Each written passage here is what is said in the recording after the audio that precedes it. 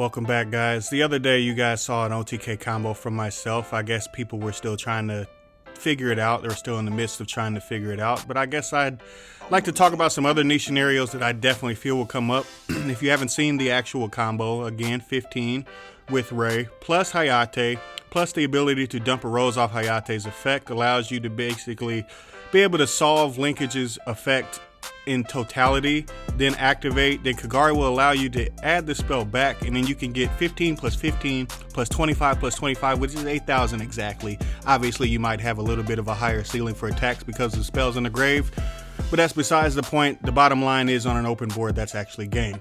Another thing that I wanted to show is with HAMP, and I'm pretty sure the acronym HAMP stands for something. You guys can figure that out on your own time. But what I wanted to show is how you can actually have a little bit of a board breaker as well as an additional card. So basically, you're getting to kaiju over the top of a card.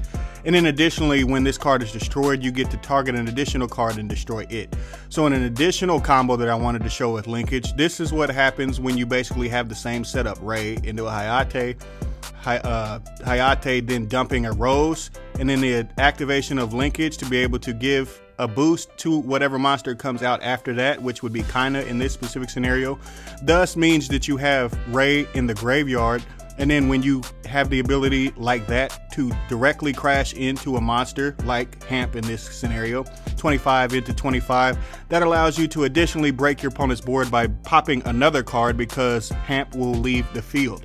As its effect states, you get to pop a card, and then after that they will be open. And then additionally, with the two cards that you've already broken, you get to deal an additional amount of damage, 15 to an open board. And then again, if you already have Linkage in the graveyard, you get 25 basically at minimum as well. Obviously, guys, there are plenty more scenarios, and you can probably activate that after that. If the board is still open, that's an additional 25, just in case it actually works out that way. Sometimes you may have already used a spell, sometimes you may not. It just specifically depends on that scenario. Additional scenarios that I wanted to show. Alrighty, guys, so in this specific scenario, I wanted to show how you can specifically play around cards. Kagari targeting Engage, and in this scenario, sending a card you control to the graveyard, and if you do, special summoning an additional Sky Striker Ace monster. This is how you can actually play around specific hand traps that may try to stop you. Maybe that's a Veiler and Imperm. Maybe a Droplet has been activated and they didn't pitch a spell. Maybe a Chalice has been activated. You're basically moving the Kagari into another location, and that's an additional application for the Linkage card as well, to allow you to add a card to your hand, whatever that you actually targeted with the Kagari. In this specific scenario, I again wanted to show another scenario where it may come up where they may be trying to take control of something, maybe something like a Widow Anchor, maybe it's a mirror match. There will be a lot of more mirror matches going forwards in the future. Maybe they've targeted with Widow Anchor. This card basically allows you to dodge this as well.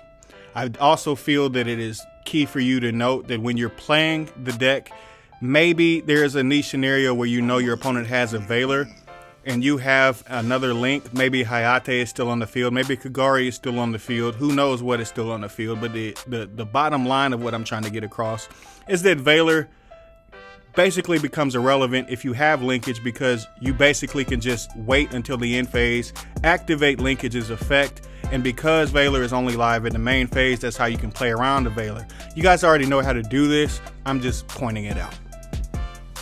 So additionally, guys, with this last scenario that I wanted to point out, I'm sure this is already known as well, but just in case you don't, I always feel it's pertinent to point out. If you've activated cards that have blanket style effects against a powerful card like Shark Cannon that just never gets enough credit for how great it actually is, you can basically, as being a striker player, beat your opponent senseless with specific cards that will probably still be in the meta. Everybody thinks Artifact Cycle is going to get banned, and it might. It probably will, to be honest. But just in case it doesn't, stuff like Scythe, stuff like Enforcer being in your opponent's graveyard, and your ability to basically destroy your opponent by looping them with a Scythe, looping them with an Enforcer, and hell, popping your own Scythe just in case you hard drew it and you're playing that version of Striker. It basically just points to a lot of different utility that everybody already knows Striker has always been, but Linkage definitely carries on the legacy. Obviously, with this deck, there's going to be a lot that will have to be solved at a later date, because we simply don't know what will be on the list. But this is an example list that I was just messing around with. You guys can pick it apart if you want to. Don't really care, but you guys can enjoy that part of it. Let me know down in the comments what you think the deck will be. Do you think that Linkage should be a 3 of? Do you feel the conflict with specific cards that aren't actually listed here? Do you feel Shark Cannon should be at multiples? There's plenty more to talk about. I don't feel like this deck is in any way solved. You may want to play 3 linkages. I'm only playing 2 at the moment, just testing. And obviously there's plenty more to test and plenty more to know about the future of the format. And then obviously there's obvious conflicts, in my opinion, with a card like Eagle Booster just not being as powerful as it used to be, because we don't have the same amount of spells that we used to dump, and we just don't have the same need to stick a card to the board. Sometimes you just need to advance the game state.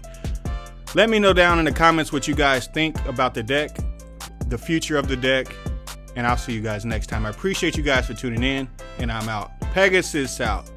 Arrivederci. Make sure you get yourself some merch, and we'll see you next time, guys.